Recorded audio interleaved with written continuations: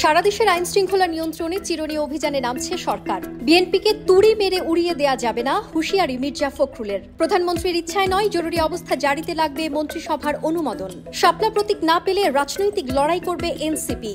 বিতর্কের মুখে নেতানিয়াহু সরকারের পতনের ডাক ইসরায়েলে। জুলাই আন্দোলনের মামলায় আত্মসমর্পণ করে জামিন পেলেন অপু বিশ্বাস। শাকিব খানের কালা জাহাঙ্গীর চরিত্রের নায়িকা হতে পারেন প্রিয়াঙ্কা চোপড়া। আমি জিনিয়া, আপনারা দেখছেন টাইমস ফ্ল্যাশ। সারা দেশে একযোগে শুরু হচ্ছে চিরুনি অভিযান। সারা দেশে আইন শৃঙ্খলা পরিস্থিতি নিয়ন্ত্রণে রাখতেই পদক্ষেপ নিয়েছে সরকার, এমন তথ্য নিশ্চিত করেছেন স্বরাষ্ট্র উপদেষ্টা জাহাঙ্গীর আলম চৌধুরী। তিনি বলেন, অপরাধী যেই হোক, ছাড় নেই। কেউ আইন নিজের হাতে তুলে নিলে কঠোর ব্যবস্থা নেওয়া হবে। তিনি আরও জানান, নির্বাচনকে কেন্দ্র করে আইন শৃঙ্খলা রক্ষায় কমিশনের সঙ্গে সমন্বয় করে কাজ করছে প্রশাসন। এ অভিযান চলাকালে দেশের প্রতিটি এলাকায় আইন শৃঙ্খলা বাহিনী কঠোর নজরদারি চালাবে বলে জানিয়েছেন তিনি। জননিরাপত্তা নিশ্চিত করতে কোথাও কোনো বিশৃঙ্খলাকারী বা অপরাধীকে ছাড় দেয়া হবে না। কেউ যেন আইন নিজের হাতে তুলে না নেয়, সে বিষয়ে জনগণকে সতর্ক করেছেন স্বরাষ্ট্র উপদেষ্টা। বিএনপিকে এত সহজে তুড়ি মেরে উড়িয়ে দেয়া যাবে না। ধ্বংসস্তূপের মাঝ থেকে জেগে উঠতে পারে বিএনপি, এবার মন্তব্য করেছেন দলটির মহাসচিব মির্জা ফখরুল ইসলাম আলমগীর। তিনি বলেন, আজকে যে অপপ্রচার হচ্ছে এর পেছনে কিন্তু একেবারে সুনির্দিষ্ট চক্রান্ত রয়েছে। সেই চক্রান্ত হলো বাংলাদেশ জাতীয়তাবাদী শক্তিকে ধ্বংস করে দেয়া, তারেক রহমানের নেতৃত্বকে নিশ্চিহ্ন করে দেয়া। বিএনপি বারবার প্রমাণ করেছে ধ্বংসস্তূপের মাঝ থেকে তারা জেগে উঠতে পারে। এ সময় দলের নেতাকর্মীদের ষড়যন্ত্রের বিরুদ্ধে সজাগ থাকার পরামর্শ দেন মির্জা ফখরুল।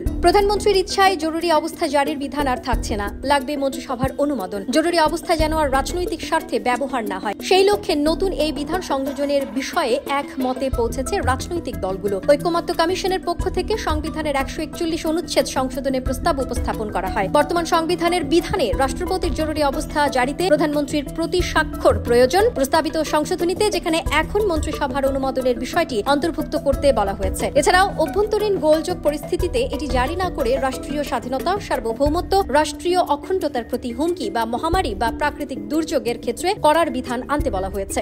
নির্বাচনী প্রতীক হিসেবে শাপলা না পেলে রাজনৈতিক লড়াইয়ের ঘোষণা দিয়েছে জাতীয় নাগরিক পার্টি। সিইসি এএমএম নাসিরুদ্দিনের সঙ্গে সাক্ষাৎ পরবর্তী প্রেস ব্রিফিংয়ে এমন ঘোষণা দেন এনসিপির মুখ্য সমন্বয়ক নাসিরুদ্দিন পাটোয়ারি। বলেন, নির্বাচনী প্রতীক হিসেবে আমাদের শাপলা ছাড়া বিকল্প অপশন নেই। লিগাল ওয়েতে আমরা দেখেছি, আইনগতভাবে শাপলা পেতে আমাদের কোনো বাধা নেই। যদি বাধা দেয়াই হয়, সেটা আমরা রাজনৈতিকভাবে লড়াই করব। এ সময় নির্বাচন মিশনের সদস্যদের নিরপেক্ষতা নিয়ে প্রশ্ন তুলে পাটোয়ারি বলেন, নির্বাচনের আগে ইসি পুনর্গঠন করতে হবে। স্ট্রেইট ফরওয়ার্ড, ইসি যেভাবে পুনর্গঠিত হয়েছিল সেই আইনটিও পরিবর্তন করতে হবে।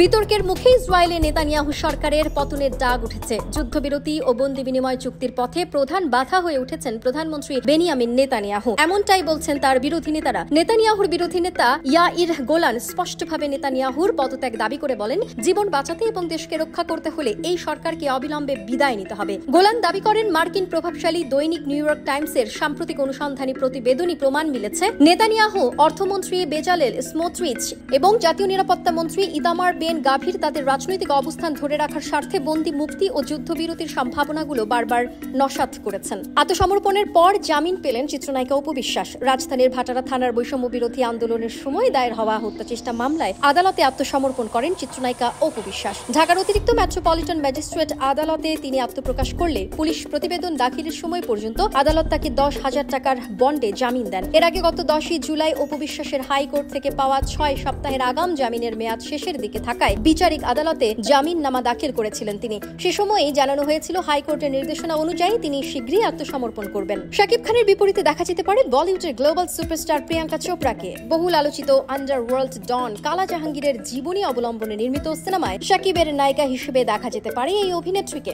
জানা গেছে, সিনেমাটিতে বিগ বাজেটের পরিকল্পনা রয়েছে নির্মাতাদের। ইতিমধ্যে শাকিব খানের সঙ্গে প্রাথমিক কথাবার্তা সম্পূর্ণ হয়েছে। তবে সিনেমার বাজেট যেহেতু বড়, তাই সিনেমার নির্মাণ প্রতিষ্ঠান নায়িকা নিতে চাচ্ছেন বলিউড থেকে। গুঞ্জন শোনা যাচ্ছে, যদি বলিউড অভিনেত্রী প্রিয়াঙ্কা চোপড়া শাকিব খানের সঙ্গে অভিনয় করতে রাজি হন, তাহলে তারা প্রিয়াঙ্কাকেই কাস্টিং করতে রাজি আছেন। যদি এই গুঞ্জন সত্যি হয়, তাহলে এটি হবে বাংলা সিনেমার ইতিহাসে সবচেয়ে বড় এক চমক। এরকম আরো তথ্য পেতে চোখ রাখুন বাংলাদেশ টাইমস.com-এ। ধন্যবাদ।